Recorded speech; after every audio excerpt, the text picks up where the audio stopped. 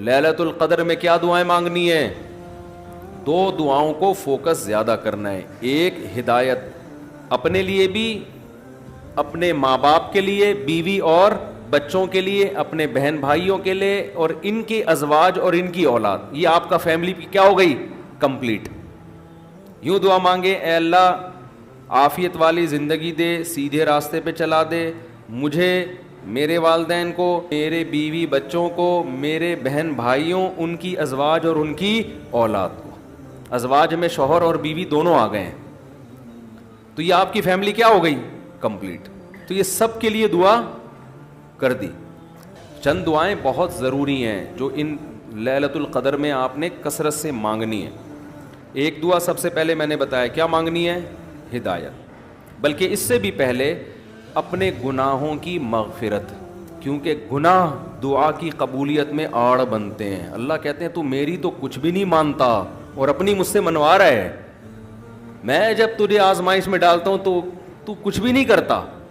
تو پہلے اللہ سے معذرت کر رہے ہیں, معافی مانگے. جو میرے گناہ ہو چکے معافی چاہتا ہوں, میں اقرار کرتا ہوں میں غلط ہوں, تو میرے گناہوں کو کیا کر دے؟ معاف. یہ بار بار مانگے اللہ سے. یہی ہے انک عفو تحب العفو فاعف عنا.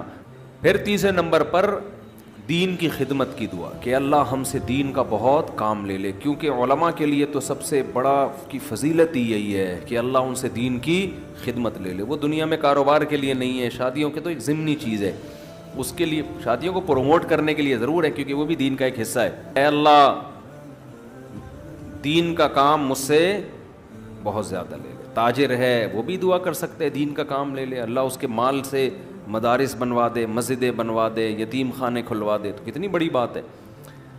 چوتھی دعا عافیت کی. یہ نہ مانگا کرے اللہ مجھے مال و دولت دے دے, اے اللہ میری تنخواہ 2 کروڑ کروا دے. اس طرح کی دعائیں یہ جزیات ہیں, ہدف کو فوکس کرنا چاہیے. اللہم انی اسألک العفو والعافیہ, معافی چاہتا ہوں, عافیت والی زندگی, ٹینشنوں سے پاک زندگی چاہیے. اب وہ اللہ کی مرضی ہے, پیسہ دے کے ٹینشن سے پاک کر دے یا بغیر پیسے کے آپ کو ٹینشن فری بنا دے. عافیت چاہیے مجھے فی الدین والدنیا والآخرہ, دین میں بھی عافیت, میرا دین بھی مصیبتوں سے محفوظ رہے, میری دنیا بھی اور آخرت بھی. وفی اہلی و مالی, میرے گھر بار بھی پریشانیوں سے محفوظ رہیں, بیوی بچے بھی, و مالی اور میرا مال بھی مصیبتوں سے محفوظ رہے. اس کے بعد ایک دعا اللہ سے اور مانگ لو.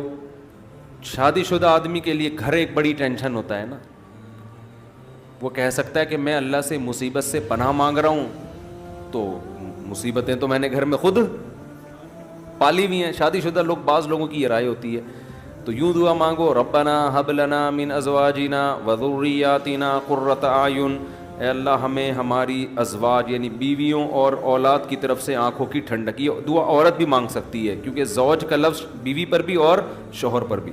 آنکھوں کی ٹھنڈک دے, ان کو ہماری آنکھوں کی ٹھنڈک بنا دے. جب ہم گھر آئیں تو خوشی ہو, میری وائف بیٹھی ہوئی ہے ماشاءاللہ, میرے بچے بیٹھے ہوئے ہیں, خوشی ہو, تو آنکھوں کی ٹھنڈک بنا دے. وجعلنا للمتقین اماما, یہ اسی کی تفسیر ہے, اور ہمیں پرہیزگاروں کا امام بنا. یہ مطلب نہیں کہ اگلے الیکشن میں ہم جیت جائیں. پرہیزگاروں کا امام کا مطلب امام تو ہم ہیں ہی, ہمارے ماتحتوں کو پرہیزگار کر دے, اچھے لوگوں کے سربراہ ہوں ہم. تو بیوی بچے آپ کے ماتحت ہوتے ہیں نا, تو ہمیں ان کو کیا بنا دے, تو پرہیزگار بنا دے.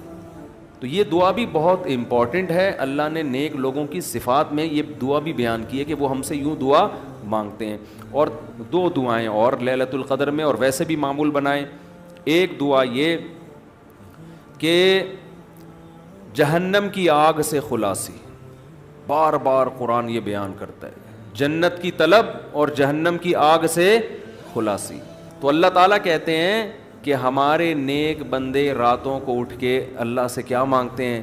جنت. کہ اللہ ربنا وآتنا ما وعدتنا علی رسولک, اے اللہ تو نے پیغمبروں کی زبان سے جس جنت کا ہم سے وعدہ کیا ہے وہ اس وعدے سے ہمیں محروم نہ کرنا, وہ دینا ہمیں جنت, ہم محتاج ہیں اس کے. وہ بڑی دل نشیں جنت ہے, ایسا نہ ہو کہ نیک لوگ اس میں جا رہے ہوں اور ہمیں اس سے روک دیا جائے، اس وقت یہ منظر قہر بن کے گرے گا آپ کے اوپر، یہ بہت بڑی ٹینشن ہوگی. اور جہنم کی آگ سے پناہ، ربنا صرف عنا عذاب جہنم، جہنم کی آگ کو ہم سے دور کر دے. تو یہ چند دعائیں ہیں جو مانگا کریں پابندی کے ساتھ. سمجھتے ہو کہ نہیں سمجھتے؟